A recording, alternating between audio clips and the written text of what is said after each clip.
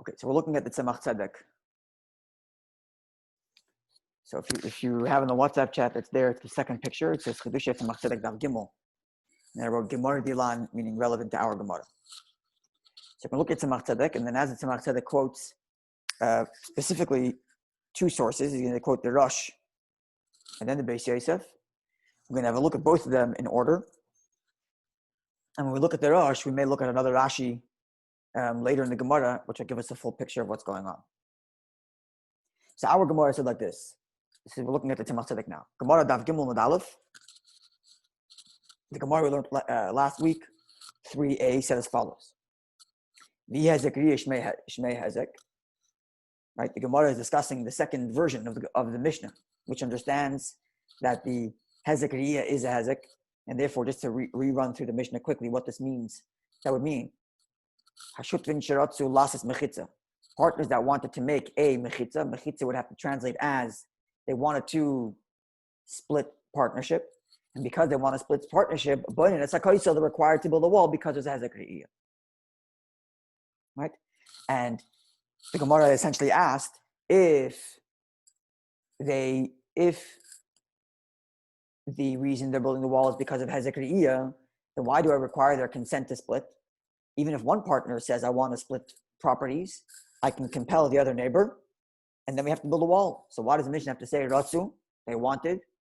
And the Gemara answered, the reason why we require both of their consent is because the property here is such that there's less than 4 amas each, and therefore the only way they can split, and therefore one neighbor cannot compel the other partner to split, and they require both of their consent. But in essence, for the wall itself, no consent is required because hezek riyah is a hezek. The only consent is for splitting the property. If the property is that small, if the property is not that small, we don't require their consent. At least one person could say, I'm out, and then the other person is compelled to split with him. Okay. That's what the Gemara Tzemach Tzedek is commenting on. So let's look at the Tzemach Tzedek. The Gemara Dav Gimel Amud Aleph, it says, if hezek riyah is a hezek, why do we need their consent? Even without their consent, we also put up a wall. And the Gemara, as answers, we just said, because the reason for their consent is to split the property, but not for the wall. The wall is against their consent because hezek riyah is a hezek, and therefore one neighbor can compel the other. And for the wall itself, no consent is required. Consent is for the splitting of the property, if the property is that small. Okay, so now says the Tzemach Tzedek. Hine b'harosh, in the Rosh, Perek in chapter 1 of our Masechta Bava Basra, Siman Nun Aleph, section 51, it says, Shaharei l'dashi HaShutfin boy l'kachuhu. They bought it together with the intention of being partners. And therefore, says Tzemach Tzedek, in Cain, if so, l'chora gam kan nemahachi, we should say the same thing over here. So what's Tzemach Tzedek referring to? Let's look at the Rosh. The Rosh is the first text, I believe, that I posted in the group. Yeah, it's the first text there. You see where it says Nun Aleph. So this is a Rosh that's referring to the Gemara later in Daf Gimel. Now that Gemara in Daf Gimel is the Gemara, is the, one second, let's look it up. That Gemara later in Daf Gimel is discussing the Mishnah that the Gemara quoted. Our Gemara quoted a Mishnah which says explicitly that if you want to split a property, you have to have 4 amas for each. Right? And the Gemara was doing a comparative analysis between our Mishnah and the Mishnah there. So the Gemara in Daf Gimel is commenting on that Gemara. And the Gemara there says, and here's the Rosh's commentary on that Gemara. So let's see the Rosh there. It's Nun Aleph there. Kosav Harav Rabbi Yosef HaLevi Zal. Rabbi Yosef HaLevi Zal writes, the Goid or Igud, the Gemara there is going to say that there's a principle called Goid or Igud. It's actually in dispute there. The Gemara is going to bring two opinions, but the principle of Goid or Igud is either I buy you out or you buy me out. Right? So if the Gemara there discusses, right? The Gemara there discussing various different types of property that's owned in partnership, and can you not compel your partner to split property with you? And the Gemara gets into how much is available for each partner, right? So the Gemara then suggests at one point, again with two opinions, can I just say, look, either you buy me out or I buy you out, but I don't have to stick with this partnership. Buy me out or you buy me out, one of the two. This is the Gemara's suggestion there, and there's two opinions there in the Gemara. So says Rabbi Yosef that this whole claim that one partner can say, look, I don't want to be stuck to this partnership for whatever reason. I don't want to be stuck here anymore. So either you buy me out or I buy you out, one of the two. So says Rabbi Yosef, loy shayach, this logic is only possible, ella only, beyershin, two brothers who inherit a property together, or mekabel matana, or two people who received a gift together. If they received the gift together, then one can say to the other, look, I'm not interested in this partnership. So either you buy me out or I buy you out. Because I didn't voluntarily join this partnership. It was thrust upon me because I inherited the property together, because we inherited the property together, or because we got it as a gift together. But I never volunteered to be in this partnership. And because I never volunteered to be in the partnership, either you buy me out or I buy you out. Aval, but continues the Rosh quoting of Yosef HaLevi, if two people bought a house together, and there isn't enough for each one to be able to live there, so the property is not big enough for each of them. One partner cannot say to the other, either I buy you out or you buy me out. Why can't they say that? They bought it together in order to be partners. Both of them. They didn't each join this partnership so that later they're going to sell it to each other. In other words, what Rabbi is arguing is, if you voluntarily enter a partnership, then I can't compel the other person to walk. Because I can't force, we decided we're going to buy a house together and rent it out for income. And then 5 months later, I turn to you and say, I'm out. Either buy me out or I buy you out. That's not fair. Didn't we just do this together? We bought this together to be partners. So now you're forcing me to leave? Can't do that. If we're brothers and this became, and we inherited this, so we didn't volunteer to be part of the partnership, or it was given to us as a gift, so I can turn to you and say, look, I never was interested in working with you. Either buy me out or I'm buying you out. But if we volunteered to be in this partnership, how all of a sudden am I turning around to you and say, I'm out? It's a very solid argument. So, and says the Rosh, and this logic makes sense. If they didn't have a house to live in, if the two of them had nowhere to live, and the two of them bought it together on condition to live there, that was the intention of their purchase. Or in which case they both knew to begin with that they're both going to be living there. And when I paid for half of it, I knew I was going to be sharing the house with you. Or they each had their own separate homes. And they bought this in as an investment property to rent it out to somebody else for income. So in that case, because we both had mutual consent and mutual intention in this purchasing, then the Rosh says that Rabbi Yosef is making sound logic, and you can't just force the other guy to back out. Because we volunteered to buy a house together that we're going to share living space, or we volunteered to buy a house together as an investment. Either way, we both volunteered into this partnership, and I can't just compel you out. Aval but, says the Rosh, if each of them had their own private homes, and they bought this as their investment property to rent out in partnership. Now one of the two lost their homes. The house caved in, or the house burned down. Or I had to sell my house. My house went into foreclosure, and I had to sell it because of some stress. My house went into foreclosure. I had to get rid of it. So then the person can say to his friend, let me buy you out, or you buy me out. Because now I need to live there.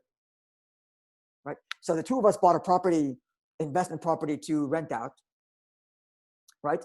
But now I lost my own home. I have nowhere to live. So I have to go find another home. I already own half a home.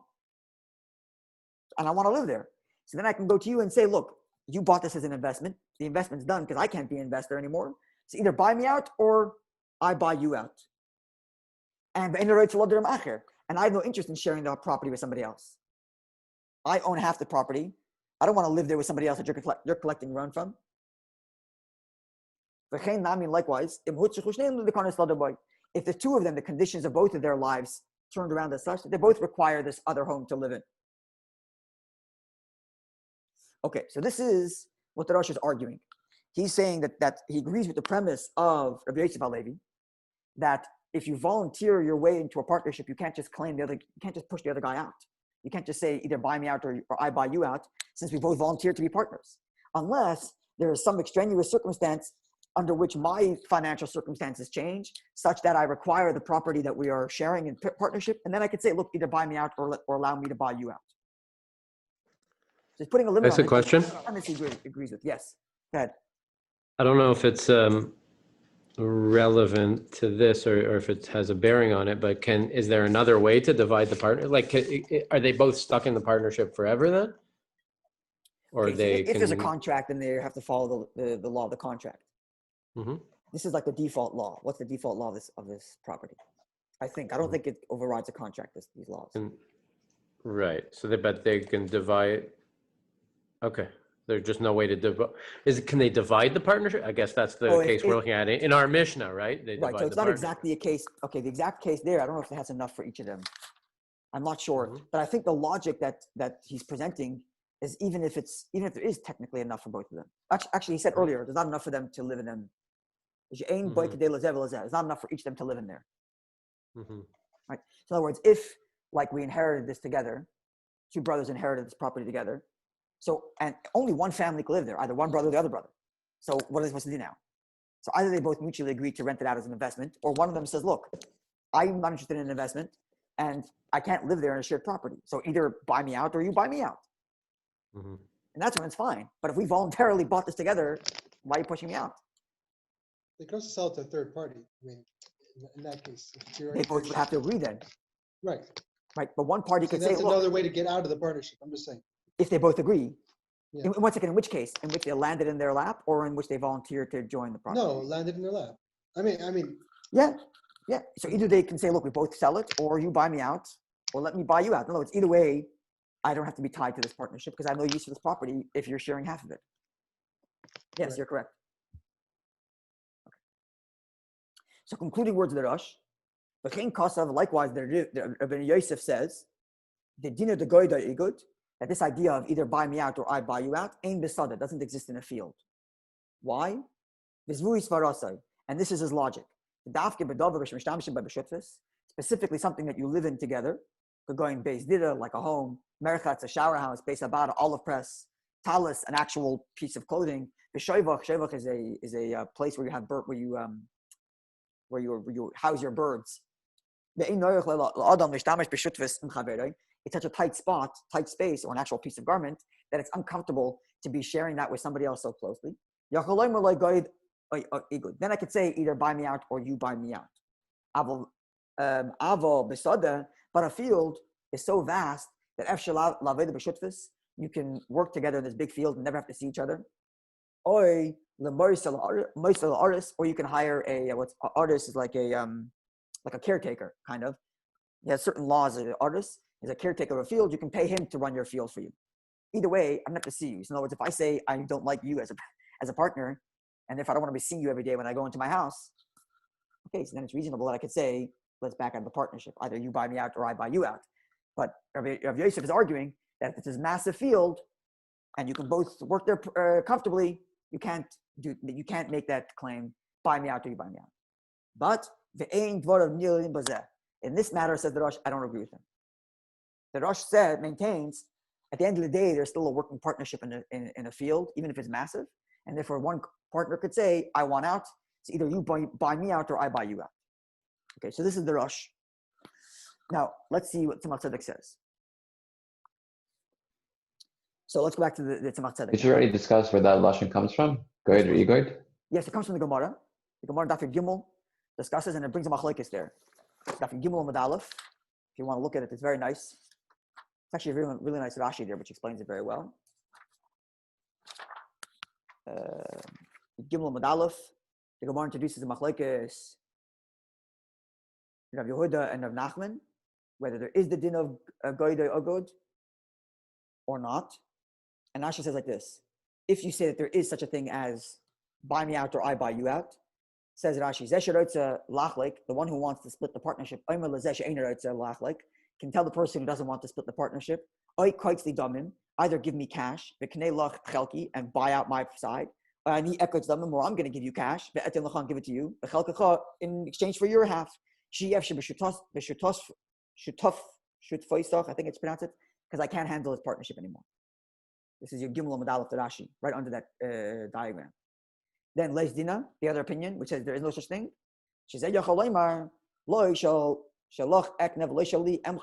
I'm not interested in buying yours, and I'm not interested in selling mine. That's it, too bad, you have to be my partner. That's the machlokes. Okay, so it seems that the halacha is that one could say, either buy me out or I buy you out. And then we heard from of Yosef and the Rosh that this is only true if the partnership fell into their lap. But if they volunteer to go into the partnership, then I can't claim buy me out. We just bought it together for this reason, to be partners. Now all of a sudden you can't be my partner anymore? What is this? Okay. So it says to Masadik like this. So Hini Bar Rosh, Perek Siman and Aleph, the Rosh it's the second picture in the WhatsApp group. Harosh, Perek Siman and Aleph, the Rosh writes in the first Perek of Basra, section 51, which we just read, and he quoted Rabbi Yosef, which said, they volunteer to enter into the partnership to be partners. So I can't all of a sudden claim I'm out. In Cain said, if so, says someone said, let's apply the same logic here. Seemingly so too here. Let's say as follows. Even though hezek is an actual hezek, that's only true if this fell into our lap. And then I could say to you, look, I'm not interested in you seeing me, so put up a wall. But our Mishnah, Yomar, which we established, the idea that it's talking about, they bought it voluntarily, right? The Gemara says, Rotsu. Right? So if they volunteered to enter the partnership, I can't compel the other guy to build a wall when I split partners. Because the other guy's going to say, when we bought it together, why am I even on this property? We're on this property because I bought it together with you. And when I bought it together with you, I was hoping to have this open with property. And now you're making me split and you're making me put up a wall. This is not the kind of partnership I volunteered to get into. It's a very, very sound svara, right? Which would very much limit the scope of this whole Mishnah. It would very much limit the scope of hezek riyesh mehezek. Right? If we're getting back to, it's all from the Gemara saying that we have their consent to split property. Right? In other words, the Tzemach Tzedek is arguing that if the Rosh is saying that when it comes to volunteer partnership, one partner can't compel the other to do something against the original notion of the partnership. So the same thing applies to hezek riyesh mehezek. The original notion of partnership in which I invested was to have an open field together with you. Now all of a sudden I'm being cut out and a wall is going up that I have to pay for. I never volunteered to be in such a partnership. If it fell into my lap, then I can say to my friend, look, I'm not interested in being your neighbor. I don't know why we had this together, but I'm not interested in being your neighbor. Okay, wall goes up. And someone said saying that this argument can be made even if hezek is a hezek. Because the other guy could argue, I never got into such a partnership. It's quite the svara. What do you say? You want to ask something? Hold on. I was going to say that we do have the Ratsu, but we're saying that that's, or in hezek riyesh mehezek, that's only if it's smaller than 8 amas, and so we're looking at the more general case where it's 8 amas or bigger. So you can compel. Okay, you're touching on something that someone is going to get to, but it's still going to be shver a little bit. We're going to see. Okay, but so far this is the kasha that's in Tzedek.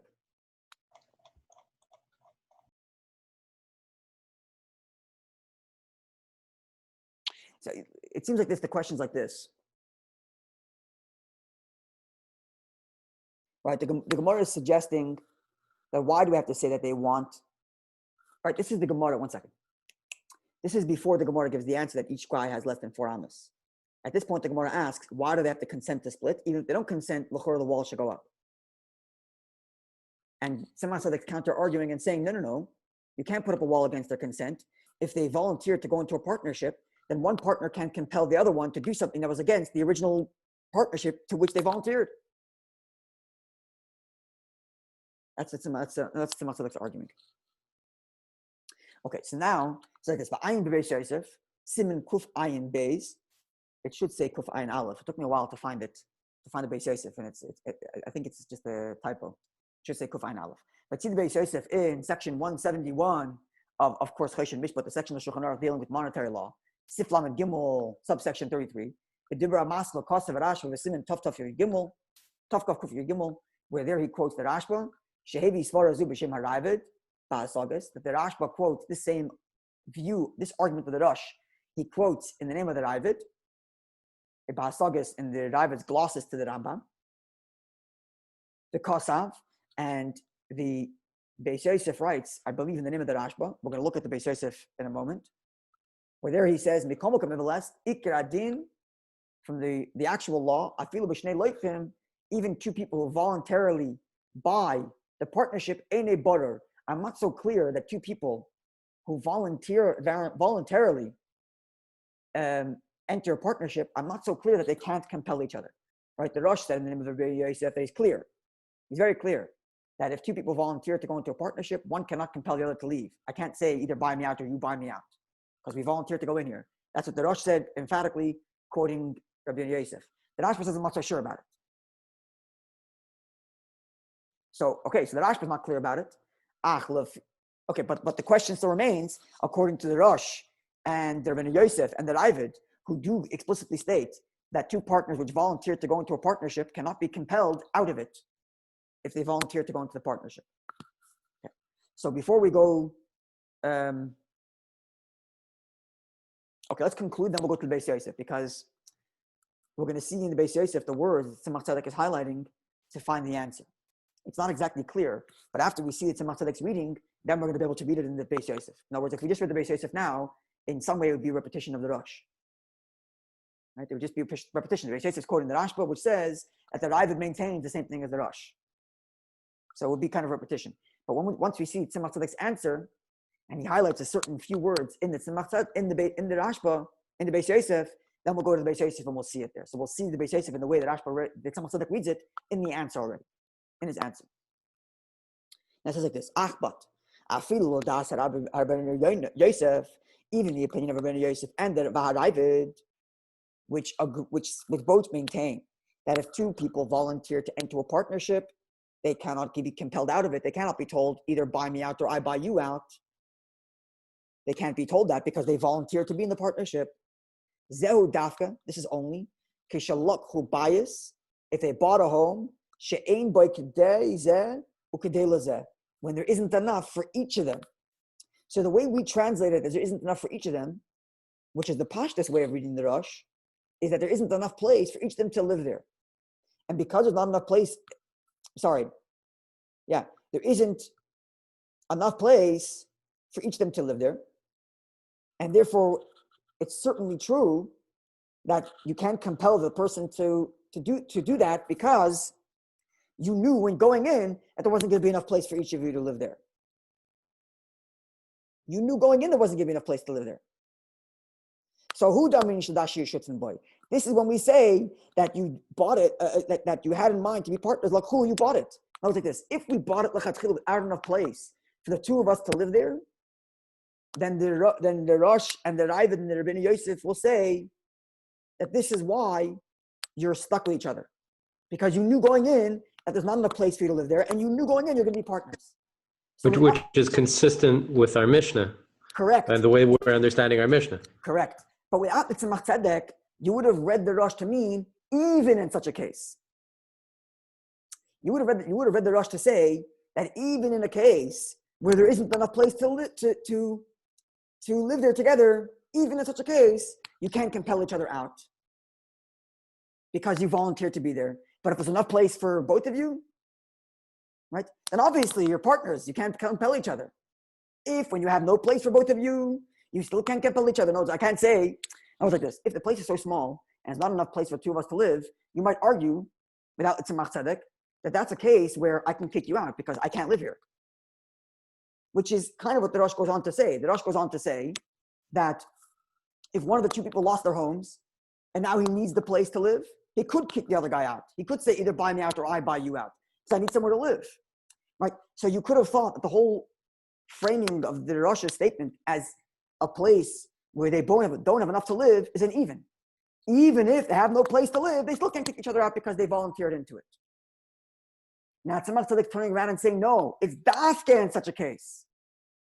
Dafke in a case where there isn't enough place for you to live, that's an indication that you lechatchila never wanted to live there. And you lechatchila went in as partners. And if you're lechatchila going in as partners, you can't split. But if you bought a home which is big enough for both of you, then one of the partners could say, look, I bought it together with you, but I was hoping to get the upstairs floor. So the Tzemach Tzedek flips it on its head. That it's dafka. It's dafka when it's so small that there isn't enough place for each of them to live. That's the raya. That when you went in for partnership reasons. Yeah, you said and therefore, like our Mishnah, you need the ratzu if you want to split it. Exactly. And he goes on to say, the Rashba writes the same thing quoted by the Beis Yosef, which we're going to look at in a minute. If two of them got up for kanu me'echad, two people got up and they bought a property from one person. They bought it voluntarily, which, and in this property that they bought together, there isn't enough for them to split. So you might have thought without Tzemach Tzedek that the Rashba is saying also, even if there isn't enough, they're still stuck with each other. But now Tzemach Tzedek is saying, no, it's dafke.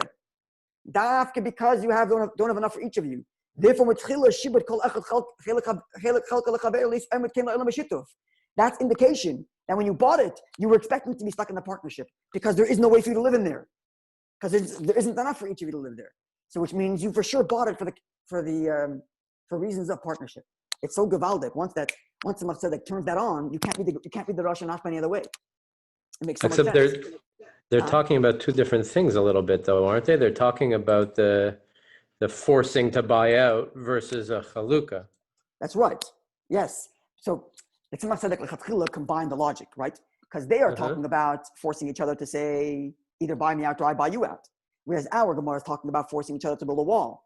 But the Tzemach Tzedek saying taking the same logic that if I can't compel my partner to do something against the partnership that we entered voluntarily, then what's the difference if we're talking about a wall or if we're talking about buying each other out? When we entered the partnership, there was a certain understanding. And that understanding did not include a wall. So don't compel me to build one. Right?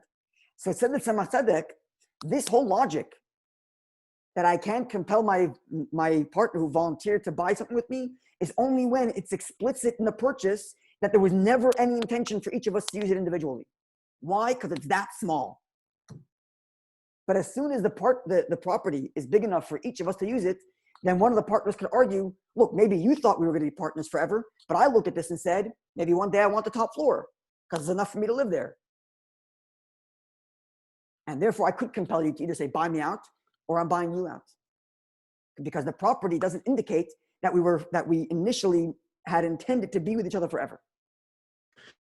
But again, in that case, in the house even, that partner, if it's big enough, he's not saying buy me out. He's saying let's divide it.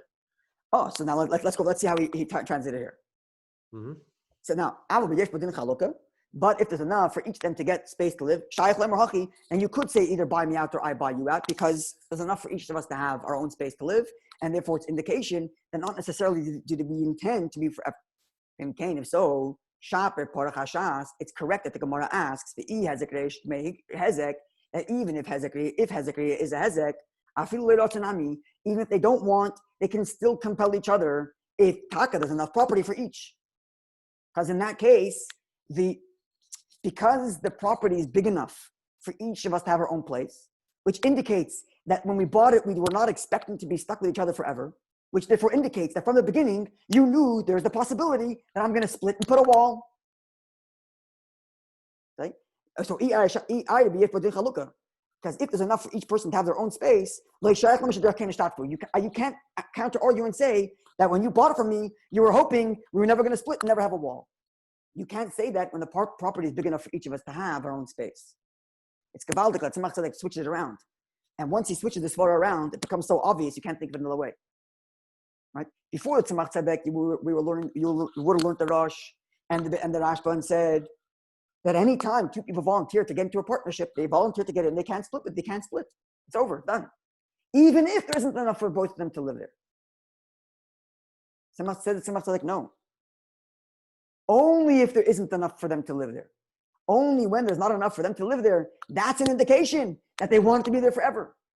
Because there was no other option for this property. There isn't enough for the two of them to have there. So why would they buy it together if there isn't enough for two of them to have there? Must be because they want to be stuck with each other as partners. If that's the case, then you can't compel. You can't compel not to build a wall and not to split and not to buy me out. So he's learning from the Rosh that because there's enough for them to split, they had in mind that maybe they won't be partners forever. Correct. And so therefore the Rosh says, since we can see from that they had in mind not to be partners forever, we can do this forced buy sell also. And therefore Tzemach Tzedek says, therefore you can do the forced build wall. Yeah. Okay. Correct. That's right. It's a massive chiddush in the Rosh because it takes the Rosh's din and limits it hugely. You were reading it and you thought the Rosh is being very expansive, right? The Rabbi Yosef wanted to say that it doesn't extend to a field, whereas the Rosh says it does extend to a field. You would think the Rosh is being very expansive. In all cases, if you volunteered, you're stuck because you volunteered. And the Tzemach Tzedek says, no. You got to limit that. Look at the physical property. Is there the possibility that they each have their own space? And if the answer is there is enough for each of their own space, there's no proof that they weren't expecting to split. It's possible the guy in the back of his head said, I'll buy the partner, but there's enough place for both of us. Maybe one day we'll split. And once you see this far that way, it's so geschmack, it's so obvious that it just stays this way. This is the only way to see this Rosh and the Beis Yosef. It's very geschmack. So let's quickly look at the Beis Yosef and we'll see it now already in the light, the way Tzemach Tzedek said to read it. So again, it's Simin, even though the book here said Kuf Ein Beis, but it's Simin Kuf Ein Aleph. Okay, so you see it's the third, fourth, and fifth picture in the WhatsApp. Okay. So we're going, 1, 2, 3, 8 lines down, 2 dots there. The line starts with Matana and 2 dots, then we go Kosav Arashba. So the Beis Yosef is writing, Kosav Arashba with Siman Tov Kuf Yud Gimel. The Rashba writes in section, I guess this is in a responsa. I should have looked up the responsa before. In his responsa, he writes in section 913, Shalta, you asked, Amasha de Itza Basogas Harab Avram Zal. You saw in the glosses of the Ravid, these are Avram ben David, right? I think it's Ben David. So you're asking me about that which you read in the glosses of the Ravid, the Loy Amru Goydoi Ogud, where you cannot say either buy me out or I buy you out. Ela b'Yerusha matana, only in a case where we inherit it or we got it as a gift, like the Rosh.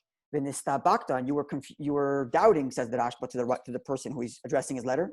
Im saraf dafka shneim yarshim, or shneim mekab matana eloi. Do you have to have them both being inheritors and both being people who received it as a gift, or one person bought and one person got as a gift, or one person bought and one person got as a inheritance? Does that be both or one? So tshuva. So the Rashba responds. Dvarim elu shekasav harav Avram. These words that the Ravid writes, ein lam ikar b'Gemara. We don't have this anywhere sourced in the Gemara. Ela hadas noita lehem. But it makes logical sense. Shem amdu shnayim v'konu me'echad. If 2 people got up and bought it from one person, and here's the words that Tzemach Tzedek highlighted. Ma'ashe'ein neroi lachloik. 2 people went together and bought a property, which does not have enough for both of them to split. So then, imloishin, it's not sebekach b'tchila, if it was not that they, to begin with, agreed and wanted Lodder boy to live in there, or to not, imloishin, it's not sebekach b'tchila, Lodder boy. If it wasn't that they were expecting not to live there, and if they weren't expecting to be bought out or buy out, why would who compelled them to buy it in partnership? You guys volunteered into this. Therefore, if they bought it, or rented it together. The matter is clear. Each one, what's the word? Shibud means subservient. Like, what's the word? I subjugated my half to the other guy because there isn't enough for me to have my own. So even my own half, I'm allowing the other guy to have a hold on it. To remain this way forever, b'shutuf in a partnership. So this is when they volunteer. But if they inherited, or got given as a gift, or they both got it from unowned property.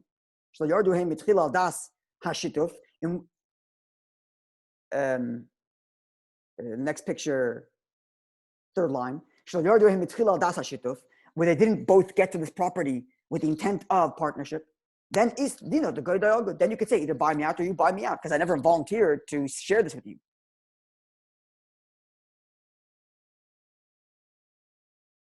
And then he goes on to say that the same logic should apply if one of them bought and one of them is an inheritor, because even if one of them bought, the one who is an inheritor can still say, I never volunteered to share this property with you. And because the inheritor can say that, so can the buyer. Because we don't want to give one partner have a greater card than the other. It makes it an uneven partnership. If the inheritor could say, I want to buy you out, but the buyer can't, then the inheritor has an upper hand. And therefore he says to make it equal, an equal partnership, they can each buy each other out and they can each compel each other to buy each other out. But this was the main point of the Beis Yosef here, where the Tzemach Tzedek highlights these words that, what was the word? She'ein ben din chalukah.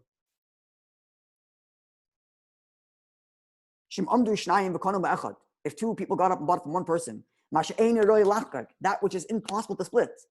If it's not for the fact that they want to be partners forever, they wouldn't have bought it.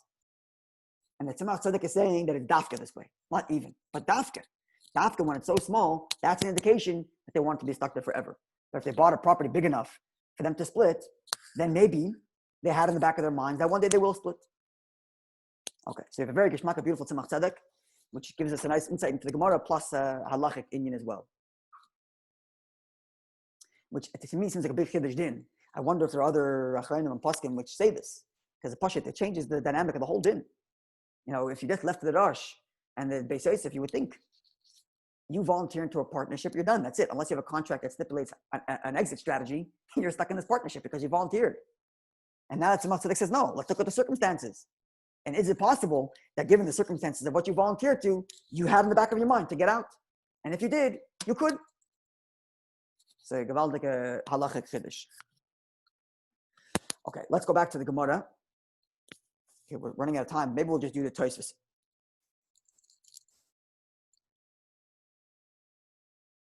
Okay, with Daf Gimel Amud Aleph, we're looking at the Tosafos. The first Tosafos in the top left. We're going to do the first two Tosafos in Micah Mashmalan and Kirotza. So the Gemara asked, as we just read from the Tzemach Tzedek, the Gemara asked, if Hezek Riyesh Mei Hezek, if the reason why they're building a wall is because they're compelled, because of the damage they're inflicting upon each other by seeing each other, then why do we require their consent? And the Gemara asked, and the Gemara asked, why do we require their consent? And the Gemara answered, we require their consent because it's less than 4 amos each. So then the Gemara asked, what is the Mishnah coming to teach us by describing the scenario that they have less than 4 amos each? Why would the Gemara add that detail? Right? Why would the Mishnah, add that detail? And the Gemara answered, because if you were just to rely on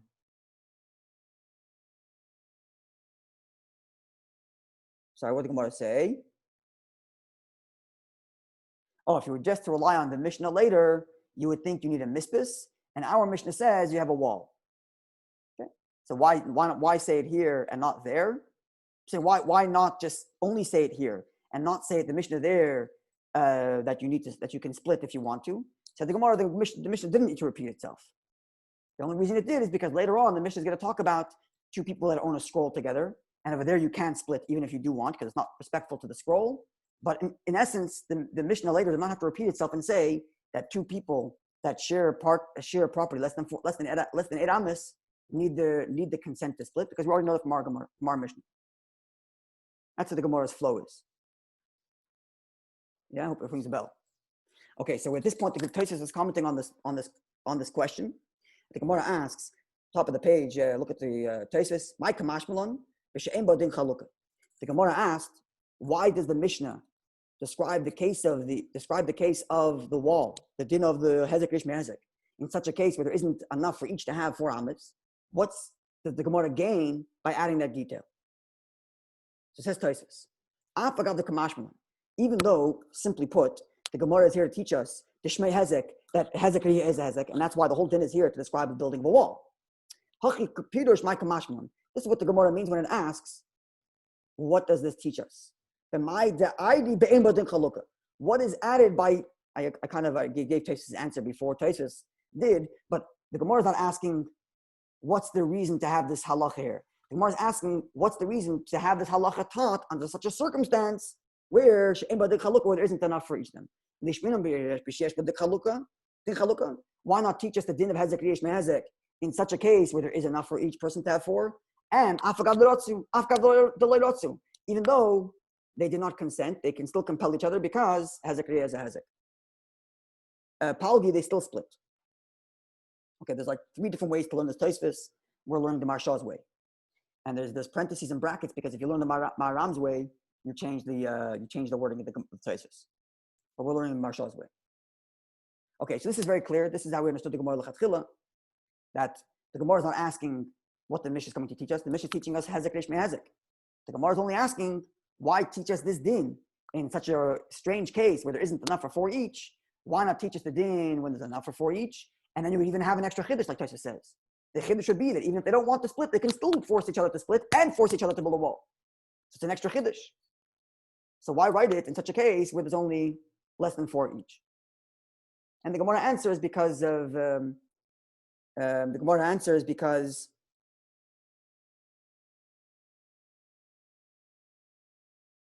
okay, Gemara doesn't really answer the question. In the Lish Nachrin, the Gemara answers the question. But at least the Gemara says that this is the Iker din. The Gemara, the way we learn it, before the parentheses, learned that the Iker din, that you require consent when there's less than din chalukah, is from our Mishnah. And the fact that the Mishnah repeats itself later is only a side issue to tell you some other din in there about Kisvei Kodesh, about scrolls. Okay. So the Gemara concludes that the Mishnah is teaching you 2 dinim. Number 1, that you require consent to split under less than 4 amas. And number 2, that hezek rish mehezek. Okay. Now, it says like this. And I'm just going to tell you what Tosafos says and translate. And maybe even the Tzemach Tzedek is going to help us inform this. This is going to be interesting to see. I'm not 100% certain on my take on this question, because I have a feeling that it would change based on the way we learned Rashi earlier, but let's see. So Tosafos has a question that he leaves unanswered. Mashmalon. L'chura, there's a very simple thing the Gemara is coming to teach us by describing them. There's a very simple din the Mishnah is teaching us by making the din in such a case where there's less than din chalukah, less than 4 amas each. What's the simple thing the Gemara is teaching us? The Mishnah is teaching us that even if there's less than 4 amas each, in which you might have said, the Gemara asked earlier, the Gemara, right? The first question of the Gemara, Pshita, right? When the Gemara said that the Mishnah said you have to build a wall in the middle. And the Gemara asked, obviously build a wall in the middle. So the Gemara said, no, it's not so obvious. Because if one person convinced the other guy to split or to build a wall, the other guy could say, look, when you asked me to build a wall, I only agreed to build a wall on your side, to limutya avida, to limit my view, but I didn't agree to have loss of my property space. So Kamash Malan, I know they split in the middle. So it says Tosafos, apply the same logic here. If we require consent to split, right? So maybe one guy could say, hold on a second. When you asked me to split the property that's less than 4 amas each, I was okay with it. But now that you want a wall, I didn't want that. So why isn't that the Chiddush din that the Gemara says comes out of this? Instead of saying that the Iker din of less than din chalukah, you require consent is here, and the Mishnah later, which says that you need consent, is not really important only because of the second half of the Mishnah of Kisvei Kodesh. Why not just say our Mishnah has a serious Chiddush din that even though they are volunteering to split the property, they still have to build a wall, even though one guy could say, I only volunteered to split the property on the expectation that it was going to be open. And if I'm compelled to build a wall, I want to go back to our partnership. So that's a big chiddush that we're negating this argument. Because that's indeed what the Gemara asked, a similar thing the Gemara asked earlier. Is that clear? Okay, so now here's why I think Rashi avoided this. Why? Because you'll remember that when we were learning that Gemara then, Pshita, we discussed then a possibility of a machlekes between Tosafos and Rashi as to which Lishna this question is being asked on. When the Gemara asked, it's obvious that they build a wall in the middle. Tosafos said that who's the question on? The question's on the opinion which says Hezekri is not a Hezek. And if Hezekri is not a Hezek, then obviously you got to build it in the middle because we agreed to do this, right? They got into this by partnership. Kodem Yodam. And if Kodem Yodam, obviously split in the middle. But if Hezekri is Shmei Hezek, then the Gemara wouldn't ask Pshita. Why wouldn't the Gemara ask Pshita? Said Tosafos. Where is it?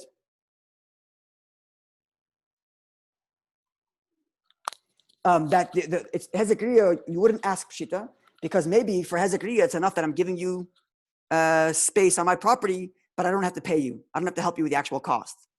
It's enough that I'm giving you space on my property, if that's the case.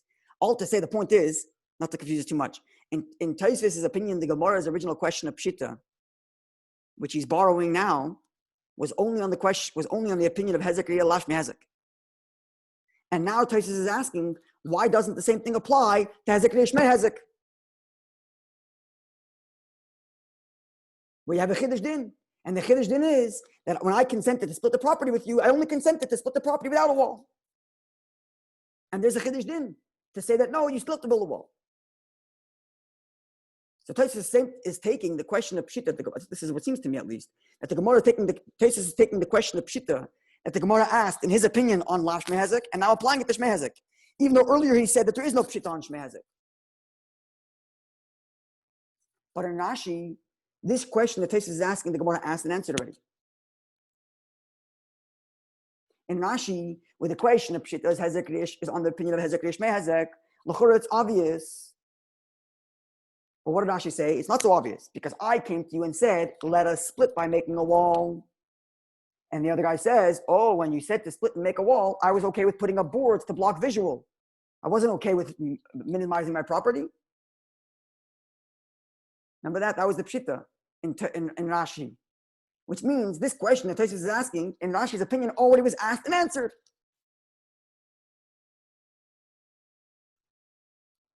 Following? In other words, in Rashi's opinion, this Chiddush din that Tosafos is asking for already was stated by the fact that the Gemara says, there's the Chiddush din right there.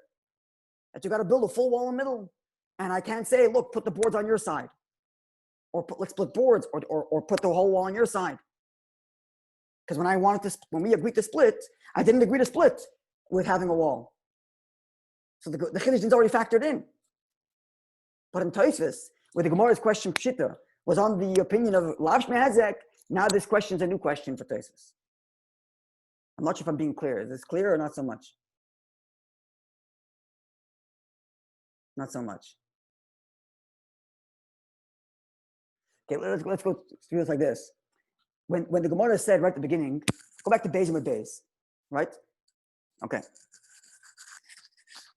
And the Gemara said, build a wall, be'emtza in middle. And the Gemara asked, Pshita, obviously you build it in the middle. Where else should you build it? Answers the Gemara, Loi, it's not so pashit. Tzricha, you need it. A kodem chad, one of the two partners preceded, v'ratzi lechaveda, and appease his friend.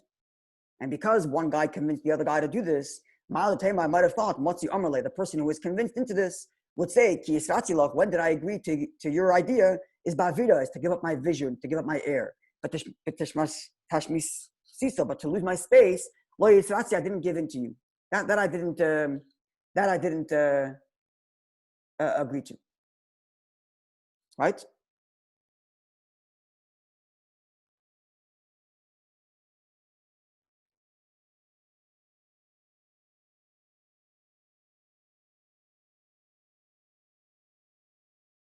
Right? So who's this question for?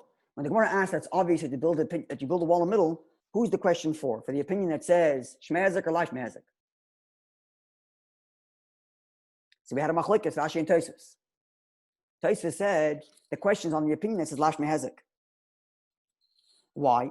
Because the only reason if La Shmei Hazek, why are we building a wall? Because we consented. And we made a kinyan with each other. We made a kinyan with each other.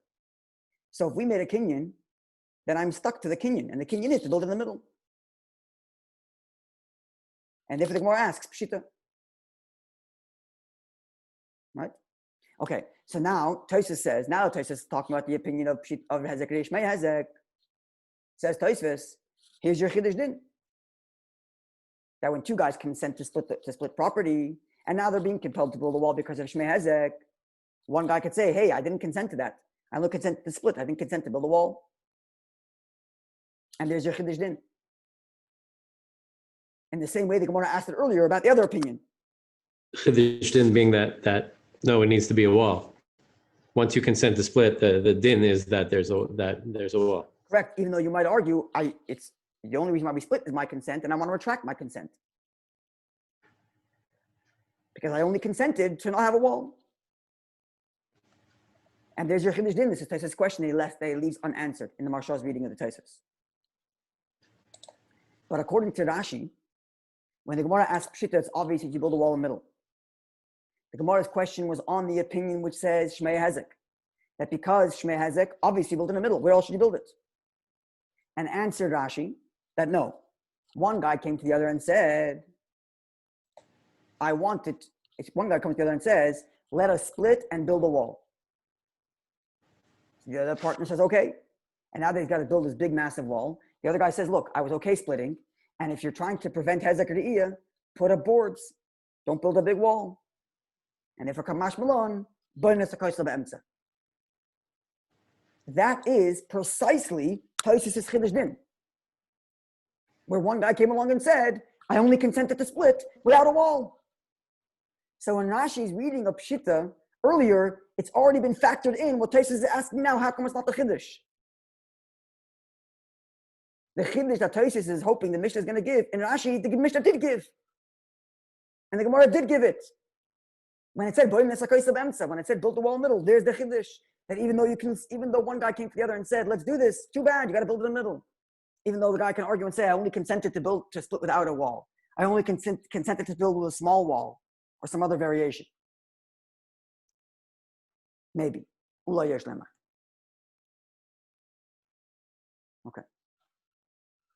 Let's learn the next Tosafos quickly. The Gemara went on to say, after the parentheses, Kiratsu my haver. If they consented to split the property, which is less than 4 amas each, my haver, what's the big deal? Yahadru, let them retract their consent. And the Gemara answered, the Kona Miyadon, they made a kinyan, the Kona Baruchais.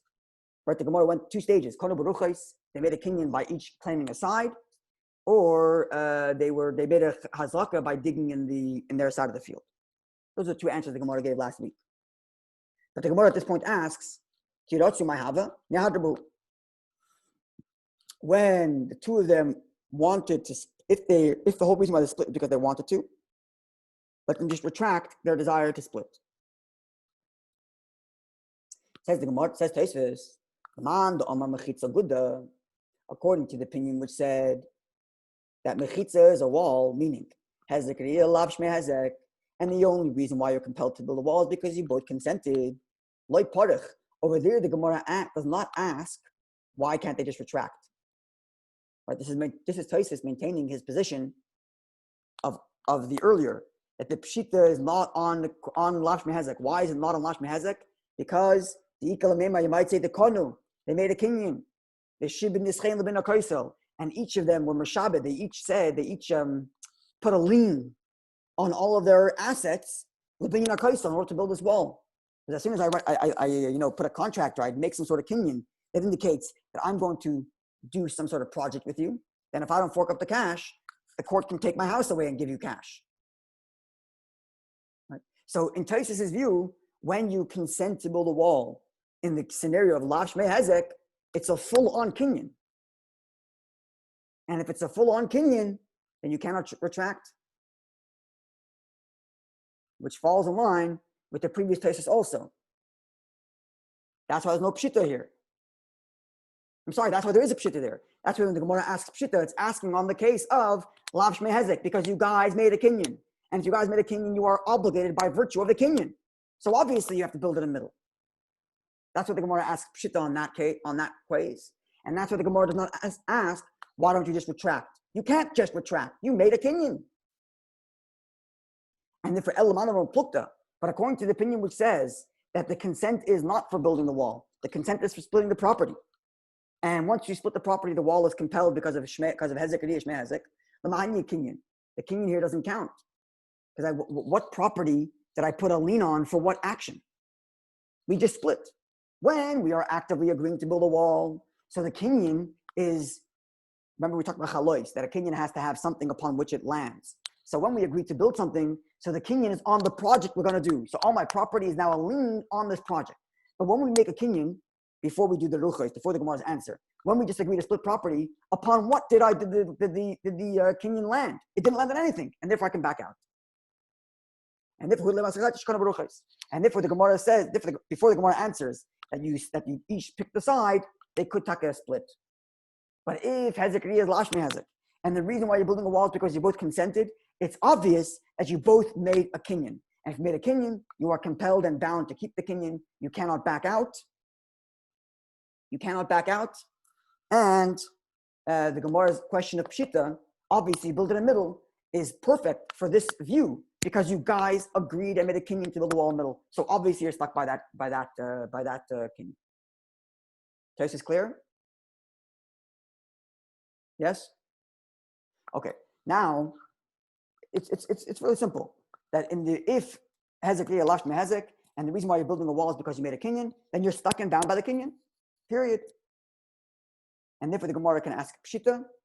And Tosafos' view, therefore the Gemara can ask pshita on that statement because obviously you're bound by it. Obviously you're building the wall in the middle, and therefore the Gemara over here can't ask the question, why don't you back out? You can't back out. You made a kinyan.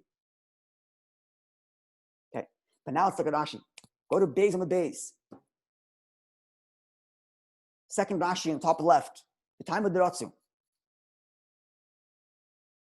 This is in the first Mishnah where Lav Shmei Hezek says Rashi, the time of the Ratzu, the reason why you are compelled to build a wall is because you both wanted. Livnois Kaitel, you both wanted to build a wall. Because the Chachamim obligate to build a wall considering both of your consent. To build a wall between. Okay, this is Rashi explaining the opinion of Lav Shmei Hezek. But the reason why you're building the wall together is because you both consented. Then what does Rashi say? Ulakamon, later in the Gemara, part of the Gemara is going to ask, Kesharatsu, when you guys consented, my hava, what's the big deal? Lehadrir buhu, why don't you take it back? Rashi says that the Gemara is going to ask the question that when you want, why don't you just retract? Rashi says this question is going to apply to what? Lav Shmei Hezek. Tosafos is just finished saying that the question of why don't you back out cannot apply to Lav Shmei Hezek. Because in Lav Shmei Hezek, you guys made a kinyan. And if you made a kinyan, you can't back out. Rashi here says it is going to apply. So when the Gemara asks the question over here, why don't you back out? In Rashi's view, it would seem that question goes to both. Whether you say Shmei Hezek, as the Gemara is doing it now, or whether Lav Shmei Hezek. If both come down to your consent, either you're consenting to split the property because less than 4 amas, or you're consenting to build a wall, it's all your consent, back out. In Tosafos' view, when you consent to build a wall, you made a kinyan, no backing out. In Rashi's view, why not back out? And the Gemara has to answer, you made a kinyan. Following? So now, just to clarify all this, we're going to do finally that piece that I sent you in the last picture, the Rashash. You'll see it there. So the Rashash writes, commenting on the Rashi we just read, the Taima.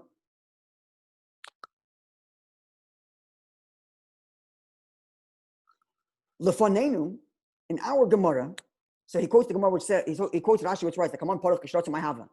He quotes the Rashi which said, when Rashi is explaining the opinion of Lav Shmei Hezek, and that the reason why they're building the walls is because they both consented to build the wall. Rashi writes that later the Gemara is going to ask, what's the big deal with consent? Why don't you just back out? So the Rashash comments, Lefanenu, in our Gemara Sham over there, which we just learned on Gimel Amud Aleph, Leparach El Lishna de Plukta. That question in the Gemara, as we have it, only applies to the opinion which says Hezek Reish Shmei Hezek. And what they consented to is to divide the property. And that's when the Gemara asks, why don't you back out? Ayin Sham B'Taisvis. See over there Taisvis, which Taka says, as we just learned, that the Gemara's question, why don't you back out, is limited to Shmei Hezek because you consented to split property. But when you consent to build a wall in Lishna of Lav Shmei Hezek, and you cannot back out in Taisvis' view. But in truth, the Gemara's original question, why don't you back out, before the Gemara answers that you made a kinyan, does apply to the first opinion, does apply to even if you say Lav Shmei Hezek. In other words, the Rashash is basically articulating what I just said before. That because it's a question of consent, whether the consent is to split property as in Shmei Hezek, or the consent is to build a wall in Lav Shmei Hezek. In both those cases, in Rashi's view, you can ask the same question, why not back out? Whereas in Tosafos' view, your consent to build a wall, l'chatchila comes with a kinyan. And therefore, you cannot ask the question, why don't you back out? Because you made a kinyan. And number two, I'm adding this, that therefore, the Gemara's question earlier, pshita, that it's obvious you have to split in the middle, is dafka in the lishna of Lav Shmei Hezek, because over there, you made a kinyan with each other. So of course, you're stuck to build in the middle. And that's what the Gemara's pshita is. And therefore, Tosafos asks, the first Tosafos we learned tonight, therefore Tosafos can ask, in the opinion of Shmei Hezek, why can't the Chiddush din be that when I consented to split with you, I didn't expect to build a wall? Tosafos is asking, how come the Gemara doesn't address that? Whereas in Rashi's view, the Gemara did address that by asking Pshita earlier. Okay, I hope that was somewhat clear, not more confusing, but less confusing. Mitzvah tomorrow, I'm not going to be able to be on tomorrow, so we're going to pick up hopefully next week, Wednesday. But tomorrow I won't be able to. Tomorrow night I have something else. I won't be able to be on tomorrow night. Mitzvah will continue next week. Hope you guys enjoyed this Tzemach Tzedek as much as I did. And the rest of the Gemara and Tosafos as well, but certainly Tzemach Tzedek is very geshmak. Thank you very much.